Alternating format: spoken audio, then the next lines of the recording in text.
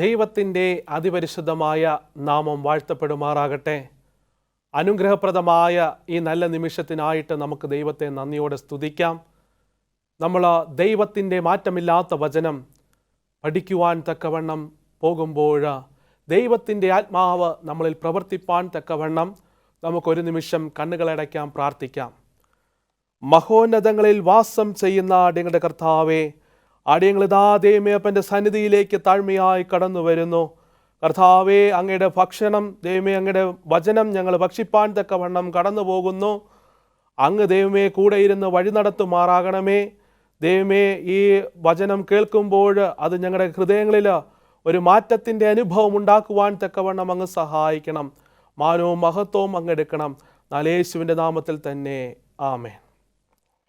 ഇവിടെ വേദപുസ്തകത്തിൽ നോക്കുമ്പോൾ നമുക്ക് സഹായത്തിൻ്റേതായിട്ടുള്ള ഒരു കല്ലിനെ കുറിച്ച് വേദപുസ്തകം നമ്മളോട് സംസാരിക്കുന്നു. സഹായം എപ്പോഴാണോ ദൈവത്തിൽ നിന്ന് നമുക്ക് സഹായം ആവശ്യമായി വരുന്നത്, അപ്പോഴൊക്കെയും ദൈവം നമ്മെ സഹായിക്കുന്നതായിട്ട് നമുക്ക് കാണുവാൻ തക്കവണ്ണം സാധിക്കുന്നു. ഇവിടെ ശമൂവേൽ പ്രവാചകൻ്റെ കാലഘട്ടത്തിലും അപ്രകാരം ദൈവത്തിൻ്റെ ജനത്തെ സഹായിക്കുന്നത് നമുക്ക് കാണുവാൻ തക്കവണ്ണം സാധിക്കുന്നു. ഏതൊരു സമയത്തും ദൈവം നമുക്ക് സഹായകനാണ്. ദൈവം നമ്മെ സഹായിപ്പാൻ തക്കവണ്ണം ആയിരിക്കുന്നതായിട്ട് വേദപുസ്തകം നമ്മളെ ഓർമ്മപ്പെടുത്തുന്നു. ഇവിടെ 1 ശമൂവേൽ 7-ാം അധ്യായം അതിൻ്റെ 8ഉം 9ഉം വാക്യങ്ങൾ ഇപ്രകാരം പറയുന്നു. ഇസ്രായേൽ മക്കൾ ശമൂവേലിനോട്, നമ്മുടെ ദൈവമായ യഹോവ ഞങ്ങളെ ഫെലിസ്ത്യരുടെ കയ്യിൽ നിന്ന് രക്ഷിക്കുന്നതിനു വേണ്ടി ഞങ്ങൾക്ക് വേണ്ടി അവനോട് പ്രാർത്ഥിക്കുന്നത് മതിയാക്കരുതേ. ശമൂവേൽ യഹോവയ്ക്ക് സർവാംഗ ഹോമം നടത്തി ശമൂവേൽ ഇസ്രായേലിനു വേണ്ടി യഹോവയോട് പ്രാർത്ഥിച്ചു. അപ്രകാരം ശമൂവേൽ പ്രവാചകൻ ഇസ്രായേൽ മക്കൾക്കു വേണ്ടി യഹോവയോട് പ്രാർത്ഥിച്ചപ്പോൾ ഫെലിസ്ത്യരുടെ കയ്യിൽ നിന്ന് ദൈവം അവരെ അത്ഭുതകരമായിട്ട് വിടുവിക്കുന്നതായിട്ട്, അവരെ സംരക്ഷിക്കുന്നതായിട്ട് നമുക്ക് കാണുവാൻ തക്കവണ്ണം സാധിക്കുന്നു.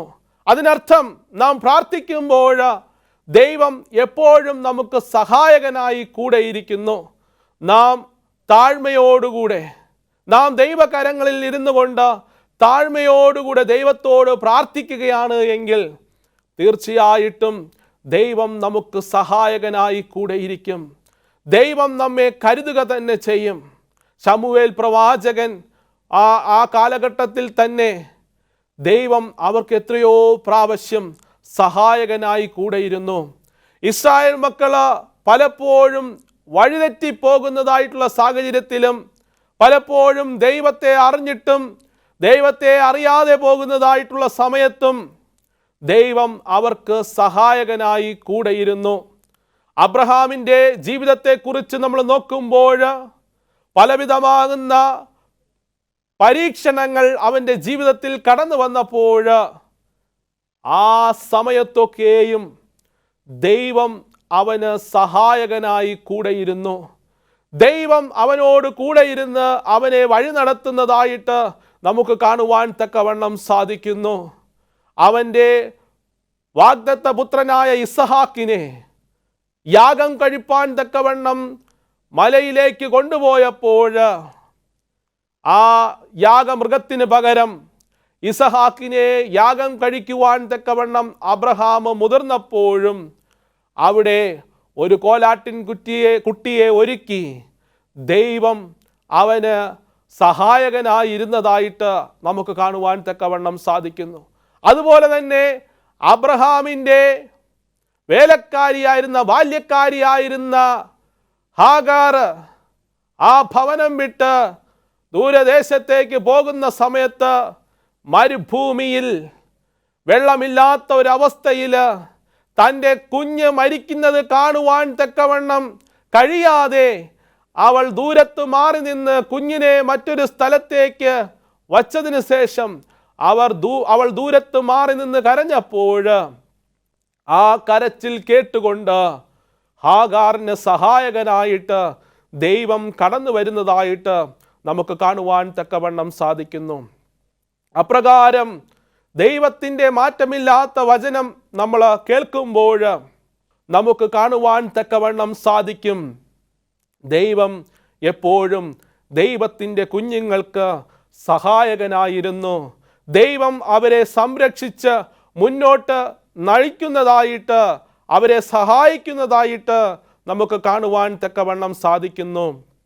നാം ദൈവകരങ്ങളിൽ നമ്മെ തന്നെ സമർപ്പിക്കുമ്പോൾ തീർച്ചയായിട്ടും ദൈവം നമുക്ക് സഹായകനായി കൂടെയിരിക്കും.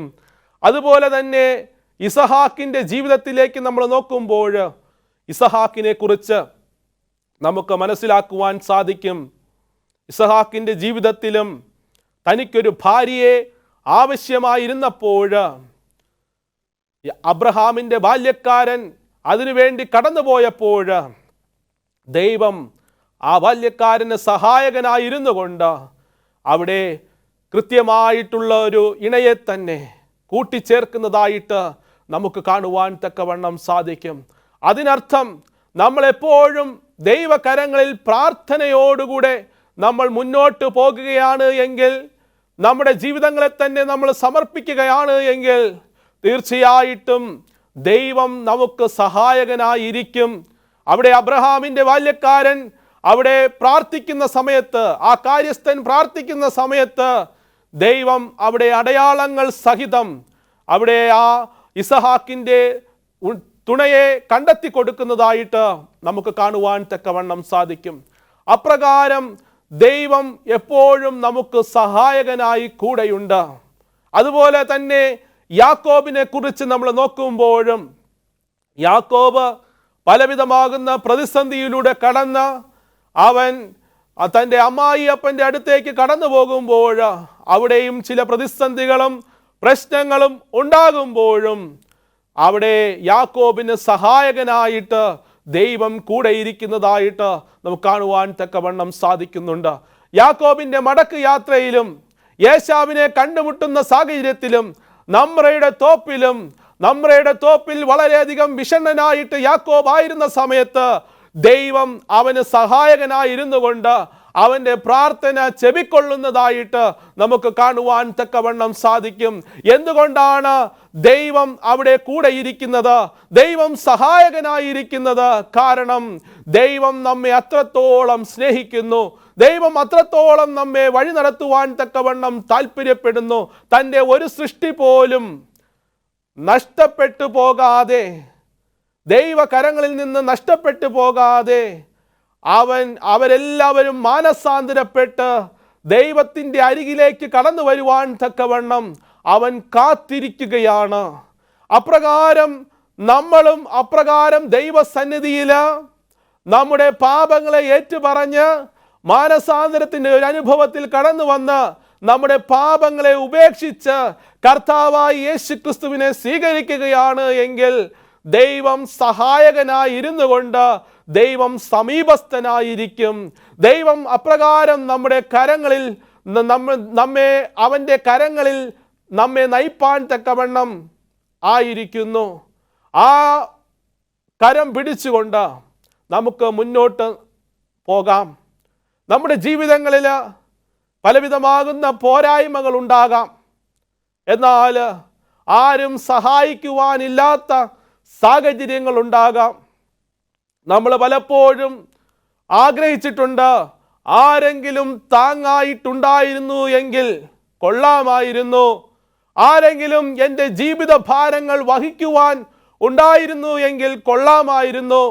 ദൈവവചനം പറയുന്നു, ഭാരങ്ങളെല്ലാം ക്രിസ്തുവിൻ്റെ മേലേക്ക് വയ്ക്കുക, അവൻ നിന്നെ കരുതും, അവൻ നിന്നെ സംരക്ഷിക്കുമെന്ന് ദൈവവചനം നമ്മെ ഓർമ്മപ്പെടുത്തുന്നു. അവൻ നിനക്കെപ്പോഴും സഹായകനായിട്ട് കൂടെയിരിക്കും.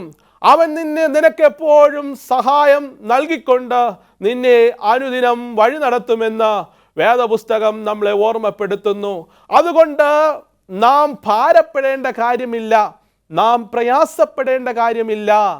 നമ്മെ സൃഷ്ടിച്ച് നമ്മെ എല്ലാ കാര്യങ്ങളിലും നമ്മെ വഴി നടത്തുന്ന, നമ്മെ പാപങ്ങളിൽ നിന്ന് വീണ്ടെടുത്ത, നമ്മെ ആ വിശുദ്ധീകരണത്തിലേക്ക് നയിക്കുന്ന നമുക്ക് വേദപുസ്തകത്തിൽ 1 ശമൂവേൽ 7-ാം അധ്യായം അതിൻ്റെ 12-ാമത്തെ വാക്യം ഇപ്രകാരം നമ്മെ ഓർമ്മപ്പെടുത്തുന്നു. പിന്നെ ശമൂവേൽ ഒരു കല്ലെടുത്ത് മിസ്പായ്ക്കും ശേനിനും മധ്യേ നാട്ടി, ഇത്രത്തോളം യഹോവ നമ്മെ സഹായിച്ചു എന്ന് പറഞ്ഞ് എബനേസർ എന്ന് പേരിട്ടു.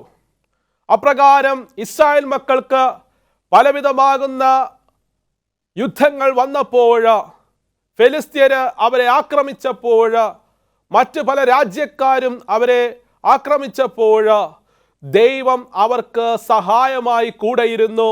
അവരുടെ പ്രവാചകനായ ശമൂവേൽ ദൈവത്തോട് പ്രാർത്ഥിച്ചപ്പോൾ ദൈവം അവർക്ക് സഹായമായി കൂടെയിരുന്ന് ദൈവം അവരെ ശക്തിപ്പെടുത്തി ആ യുദ്ധമൊക്കെയും നയിക്കുന്നതായിട്ട് നമുക്ക് കാണുവാൻ തക്കവണ്ണം സാധിക്കുന്നു. എബനേസർ എന്ന വാക്കിൻ്റെ അർത്ഥം എന്താണ്? ആ വാക്കിൻ്റെ അർത്ഥം എന്ന് പറയുന്നത് സഹായത്തിൻ്റെ ഒരു കല്ല് എന്നാണ് നമുക്ക് കാണുവാൻ തക്കവണ്ണം സാധിക്കുന്നത്. ഇന്ന് ആ സഹായത്തിൻ്റെ കല്ല് നിന്നോട് കൂടെയുണ്ട്. ആ സഹായിക്കുന്നതായിട്ടുള്ളൊരു മനോഭാവമുള്ള ദൈവം നിന്നോട് കൂടെയുണ്ട്. ഇസ്രായേൽ മക്കളുടെ പല പ്രതിസന്ധികളിലും പ്രയാസങ്ങളിലും യുദ്ധത്തിലൊക്കെയും ദൈവം അവർക്ക് ശക്തിയായി അവരോട് കൂടെ ഇരുന്നത് പോലെ ഇന്ന് നിന്നോടും കൂടെ ഇരിപ്പാൻ തക്കവണ്ണം താല്പര്യപ്പെടുന്നു. നിന്നോട് കൂടെ ഇരുന്ന് നിന്നെ സഹായിക്കുവാൻ തക്കവണ്ണം ദൈവം ആയിരിക്കുന്നു. നാം നോഹയുടെ കാലഘട്ടത്തിലേക്ക് കടന്നുപോയാൽ നോഹയ്ക്ക് ദൈവത്തിൻ്റെ കൃപ ലഭിച്ചു എന്ന് വേദപുസ്തകം നമ്മളെ ഓർമ്മപ്പെടുത്തുന്നു. എന്തുകൊണ്ടാണ് നോഹയ്ക്ക് ദൈവത്തിൻ്റെ കൃപ ലഭിച്ചത്? അവിടെ ഒരു ആത്മീക അന്തരീക്ഷമൊന്നും അന്ന് ആ ലോകത്തിൽ ഇല്ലായിരുന്നു. എങ്കിലും 120 വർഷക്കാലം നോഹ പ്രസംഗിച്ചു. ദൈവത്തിൻ്റെ മാറ്റമില്ലാത്ത വചനം നോഹ പ്രസംഗിച്ചു. എന്നാൽ അതൊന്നും അന്നുള്ള മറ്റ് ജനങ്ങളിൽ കൂടെ ഇരിക്കാതെ, അവർ അത് മനസ്സിലാക്കാതെ ദൈവത്തിൻ്റെ വചനത്തെ പരിഹസിക്കുന്നതായിട്ടുള്ളൊരു അനുഭവം നമുക്ക് കാണുവാൻ തക്കവണ്ണം സാധിക്കുന്നു. ഇന്നും ലോകത്തിൻ്റെ ആ അനുഭവം എന്താണ്? ഇന്നും ലോകത്തിനൊരു മാറ്റവും സംഭവിച്ചിട്ടില്ല. ദൈവവചനം കേൾക്കുമ്പോൾ പരിഹസിക്കുന്നതായിട്ടുള്ളൊരു അനുഭവം. എന്നാൽ മഴ പെയ്തതായിട്ട് വേദപുസ്തകം നമ്മളെ ഓർമ്മപ്പെടുത്തുന്നു. നോഹയുടെ കാലഘട്ടത്തിൽ മഴ പെയ്തു. അവിടെ നോഹ വലിയൊരു പെട്ടകമുണ്ടാക്കി. അതിൽ നോഹയും കുടുംബവും കടന്നു. അതുപോലെ തന്നെ മൃഗങ്ങളെയും പക്ഷികളെയും ഒക്കെയും അതിൽ കടത്തിയതിനു ശേഷം നോഹ കാത്തിരുന്നു. 7 ദിവസം കഴിഞ്ഞാണ് മഴ പെയ്തത്. അന്നുവരെയും നോഹയെ പരിഹസിച്ചു കൊണ്ടിരുന്നവര് ജീവന് വേണ്ടി അവർ ആഗ്രഹിച്ചുകൊണ്ട് ആ പെട്ടകത്തിൻ്റെ വാതിലിനടുകിലേക്ക് കടന്നു വന്നപ്പോൾ, വാതിലിൻ്റെ അരികിലേക്ക് കടന്നു വന്നപ്പോൾ വാതിൽ തുറക്കുവാൻ കഴിയാത്തതായിട്ടുള്ളൊരു സാഹചര്യമാണ്. കാരണം ആ വാതിൽ അടച്ചതാരാണ്? വലിയവനായ ദൈവമാണ്. വലിയവനായ ദൈവമാണ് അവിടെ ആ വാതിൽ അടയ്ക്കുന്നത് നമുക്ക് കാണുവാൻ തക്കവണ്ണം സാധിക്കുന്നു. അത് കൃപയുടേതായിട്ടുള്ള ഒരു കാലഘട്ടം നമുക്കുമുണ്ട്. ആ കാലഘട്ടം കഴിഞ്ഞാൽ നമ്മുടെ വാതിലും ഇപ്രകാരം അടയും. നമുക്ക് മാനസാന്തരപ്പെടുവാനും കർത്താവായ യേശുക്രിസ്തുവിൻ്റെ അരികിലേക്ക് കടന്നു വരുവാനും കർത്താവായ യേശുക്രിസ്തുവിനെ സ്വന്തം രക്ഷിതാവായി സ്വീകരിച്ചുകൊണ്ട് പാപത്തിൽ നിന്ന് മോചനം നേടിക്കൊണ്ട് മാനസാന്തരത്തിൻ്റെ ഒരു അനുഭവത്തിൽ കടന്നു വന്ന് ദൈവത്തോട് കൂടെ ഇരിക്കാനും തക്കവണ്ണം ഒരു സമയമുണ്ട്. നമ്മൾ മാനസാന്തരത്തിൻ്റെ അനുഭവത്തിൽ കടന്നു വന്ന് നമ്മൾ പാപത്തെ ഏറ്റുപറഞ്ഞ് ഉപേക്ഷിക്കുന്നതായിട്ടുള്ളൊരു കാലഘട്ടം ഉണ്ട്. ആ സമയം കഴിഞ്ഞു കഴിഞ്ഞാൽ പിന്നെ കൃപയുടെ വാതിൽ നമുക്കും അടയുന്നതായിട്ടുള്ളൊരു സാഹചര്യമുണ്ട്. അതുവരെയും ദൈവം നിന്നെ സഹായിക്കാൻ തക്കവണ്ണം താല്പര്യനാണ്. ദൈവം നിന്നെ കരുതുവാൻ തക്കവണ്ണം താല്പര്യമുള്ളവനാണ്. ദൈവം നിന്നെ അരികിലേക്ക് വന്നുകൊണ്ടിരിക്കുന്നു. ദൈവം നിനക്ക് സഹായം നൽകുവാൻ തക്കവണ്ണം ദൈവത്തിൻ്റെ ആത്മാവിനെ നിന്നിലേക്ക് അയക്കുന്നു.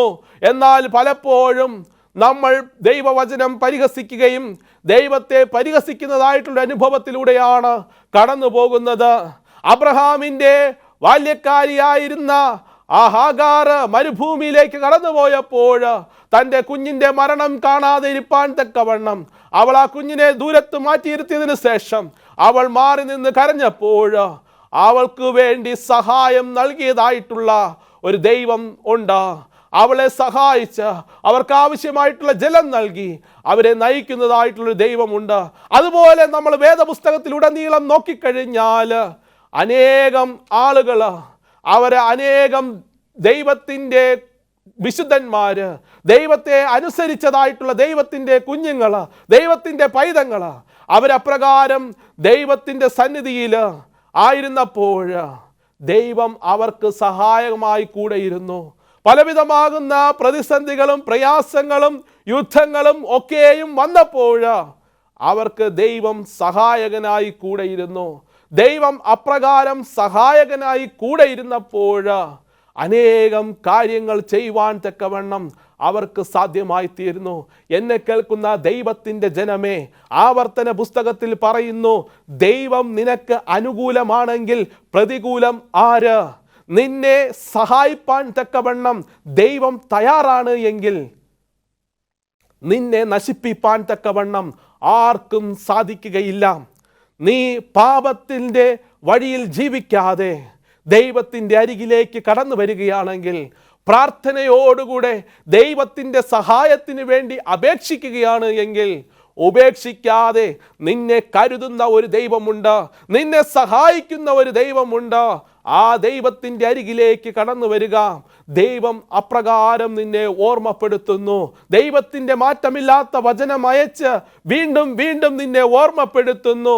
നീ ലോകത്തിൻ്റെ ഏത് കോണിലായിരുന്നാലും നീ ദൈവത്തോട് നിലവിളിക്കുകയാണെങ്കിൽ ആ നിലവിളി ദൈവം കേൾക്കും. ബർത്തിമായി എന്ന് പറയുന്ന കുരുടൻ ദൈവം പോയ വഴിയിലിരുന്നു കൊണ്ട് ദൈവത്തോട് നിലവിളിച്ചു. ദാവീദ് പുത്ര, എന്നോട് കരുണ കാണിക്കണമേ എന്ന് അവൻ ദൈവത്തോട് നിലവിളിച്ചു.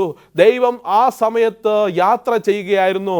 ദൈവം അവിടെ നിന്നു, അവൻ്റെ നിലവിളി കേട്ടു. ദൈവം അവൻ്റെ അരികിലേക്ക് തിരിഞ്ഞ് അവൻ ആവശ്യമായിട്ടുള്ള കാര്യങ്ങൾ അവിടെ ചെയ്തു കൊടുക്കുന്നതായിട്ട് നമുക്ക് കാണുവാൻ തക്കവണ്ണം സാധിക്കുന്നു. അവന് കണ്ണിന് കാഴ്ച ദൈവം നൽകുന്നതായിട്ട് കാണുവാൻ തക്കവണ്ണം സാധിക്കുന്നു.